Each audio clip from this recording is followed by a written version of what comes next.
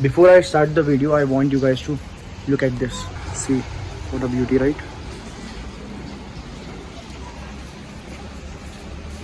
Hello guys, how are you all? I hope आप सब बहुत बढ़िया होंगे।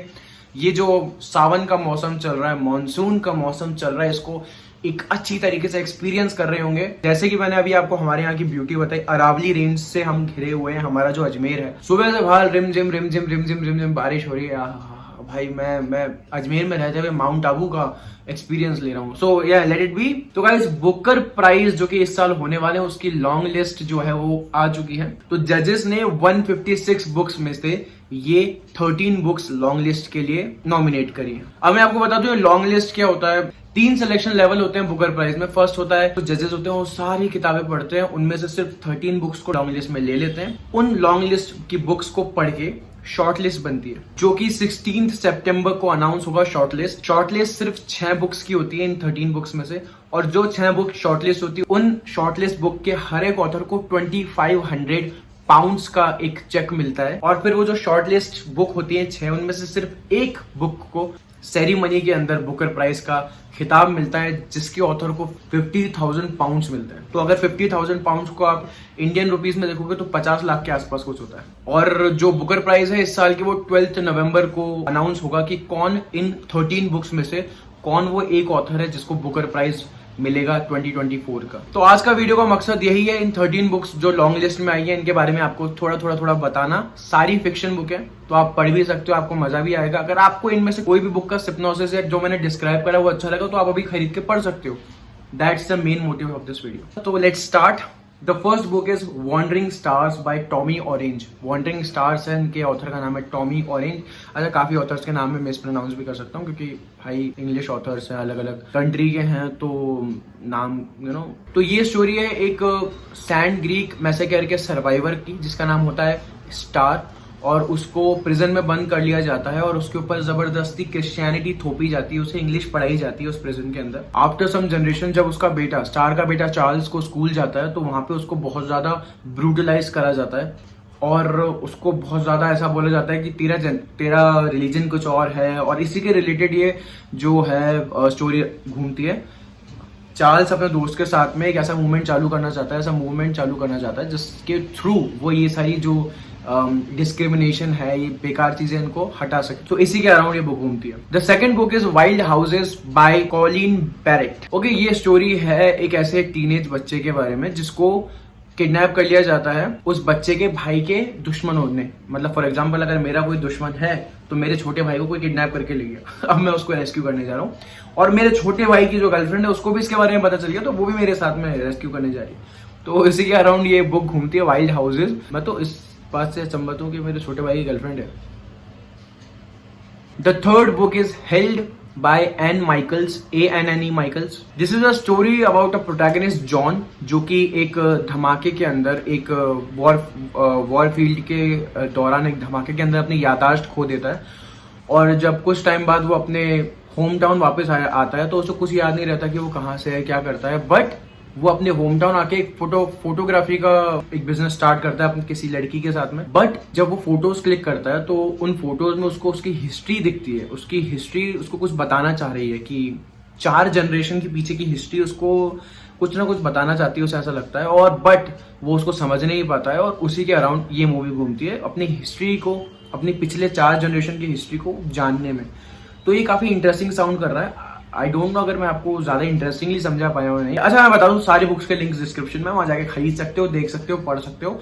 लिंक पे जरूर क्लिक करना। The fourth book is creation lake bye Rachel Kushner. This is the story of a 34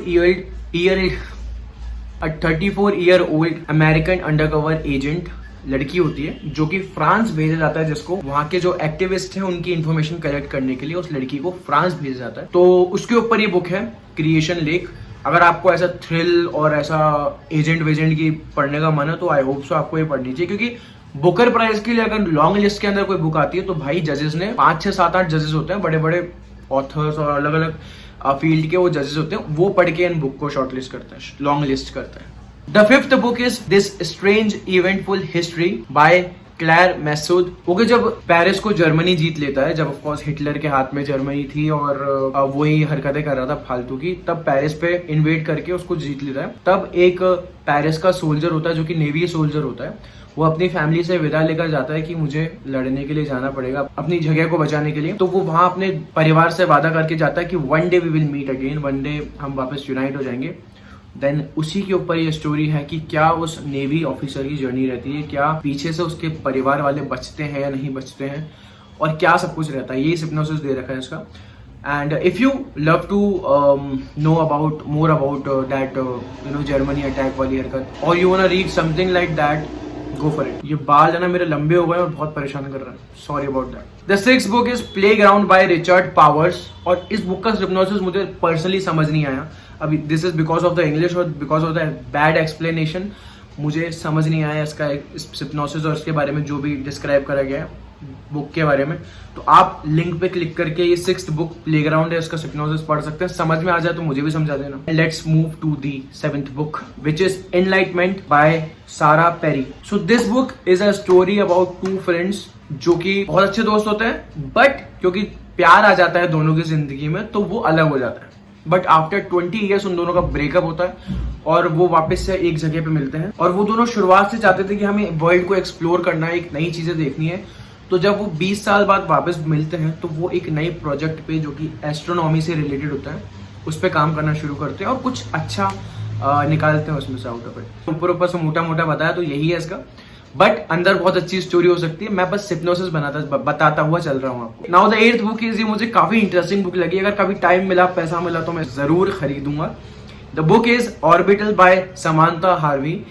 this book is about 6 astronaut जो कि इंटरनेशनल स्पेस स्टेशन में रहते हैं और वहां रिसर्च करते हैं। रिसर्च करने के लिए वहां पे जाते हैं 6 एस्ट्रोनॉट इंटरनेशनल स्पेस स्टेशन, अगर आपको पता हो उस बारे में। अपनी रिसर्च करते करते उन्हें काफी ऐसे ख्याल आते हैं, इनलाइटिंग ख्याल आते हैं कि विदाउट ह्यूमैनिटी अर्थ क्या है और विदाउट अर्थ ह्यूमंस क्या है, उनका क्या अस्तित्व रहेगा। ऐसे डीप थॉट्स उनको आने लगते हैं ऊपर।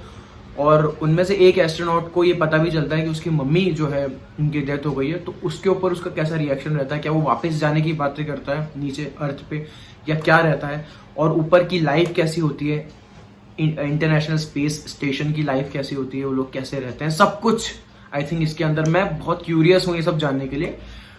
और एज साइंटिस्ट, एज एस्ट्रोनॉट्स उनके दिमाग में क्या ख्याल आते हैं उस समय, तो वो जानने के लिए मैं काफ़ी एक्साइटेड हूँ। तो I try my best to read and purchase this book Orbital by Samantha Harvey.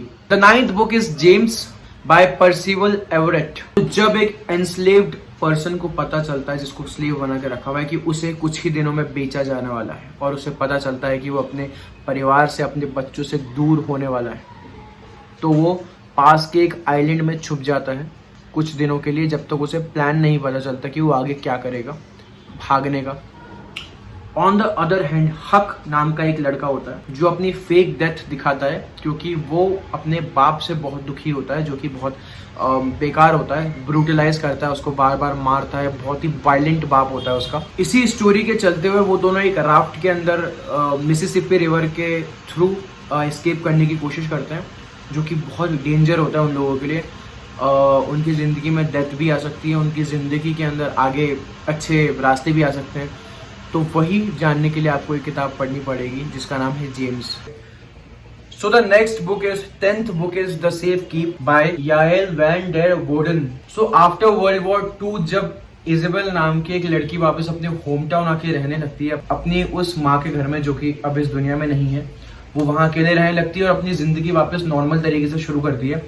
वैसे ही डिसिप्लिन रहती है, सुबह उठना, खाना खाना, वॉक पे जाना, एक्सरसाइज करना एंड ऑल, एक नॉर्मल लाइफ चल रही होती है, जब तक उसका भाई अपनी गर्लफ्रेंड को अपनी बहन के घर नहीं छोड़ के जाता। उसकी भाई की गर्लफ्रेंड जिसका नाम होता है ईवा, वो उसके साथ में रहने लगती है। बट पता चलता है कि वो बिल्कुल इजेबल की अपोजिट होती है। मतलब अगर इजेबल एक डिसिप्लिन लड़की है तो वो बिल्कुल ही इनडिसिप्लिन लड़की है। रात को लेट सोना, सुबह लेट उठना, कभी भी खाना खा लेना, इधर उधर चीजें फेंकना। पर इजेबल इसको टॉलरेट कर लेती है जब तक उसको एक चीज पता नहीं चलती कि उसके घर से चीजें गायब होते जा रही है, उसके घर से टेबल स्पून, उसके घर से नाइफ, ये चीजें गायब होती जा रही है। तो उसे एक शक, सस्पिशियस हो जाती है वो इजाबेल को लेकर के कि यार ये लड़की तो गायब नहीं कर रही है छोटी मोटी चिंदी चीजें। बट जब वो ईवा के बारे में खोजबीन करती है, उसे पता चलता है सिप्नोसिस के अंदर ऐसा लिखा है कि the war is not over yet. अब भाई यहाँ पे बड़ा एक सस्पेंस में छोड़ दिया है सिप्नोसिस ने कि मतलब ऐसा क्या होता है जो ऐसा लगता है कि the war is not over yet. मतलब क्या है वो ईवा का राज, क्यों वो छुप रही है, मतलब छुपा रही है उन चीज़ों को, या वो छुपा भी रही है या नहीं छुपा रही है। सो ये बुक भी मुझे बहुत इंटरेस्टिंग लगी। If I get some time I will definitely read this one. 11th book is My Friends by Hisham Matar. ये स्टोरी है 3 दोस्तों की जिनको पॉलिटिकल एग्जाइल दे दिया जाता है, देश निकाला दे दिया जाता है, और फिर उसी से रिलेटेड स्टोरी आगे बढ़ती है। इसके सिप्नोसिस में काफी खुल के नहीं बताया गया, मतलब कि भाई उनको देश निकाला दे दिया तीनों को, अब क्यों दिया है, किस वजह से दिया है, उसके बाद में क्या होता है वो नहीं पता। तो अगर ये पढ़ने के इंटरेस्टेड हो तो पढ़ सकते हो माय फ्रेंड्स।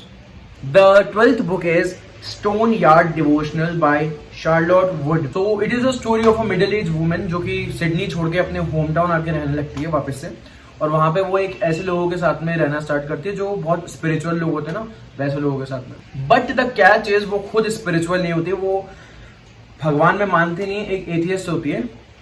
बट फिर स्टोरी के अंदर ऐसे 3 इंसिडेंट होते हैं जिसकी वजह से उससे कहीं ना कहीं सुपर नेचुरल पावर का एहसास होना शुरू हो जाता है।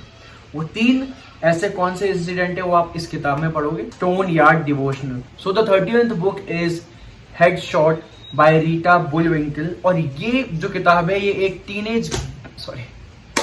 टीनेज बॉक्सर के ऊपर है जो कि बॉक्सिंग करती है और उसको क्या क्या प्रॉब्लम आती है बॉक्सिंग करते हुए। एक टीनेज लड़की होती है, उसके टूर्नामेंट्स आने वाले हैं, और इसी के अराउंड जो है पूरी स्टोरी एक्सप्लोर करती है। तो अगर आपको बॉक्सिंग से रिलेटेड कुछ पढ़ना है तो हेडशॉट पढ़ सकते हो, एक fictional novel about a teenage girl who is a boxer. So तो ये कुछ 13 किताबें थी जिनको बुकर प्राइज के लिए लॉन्ग लिस्ट में लिया गया है।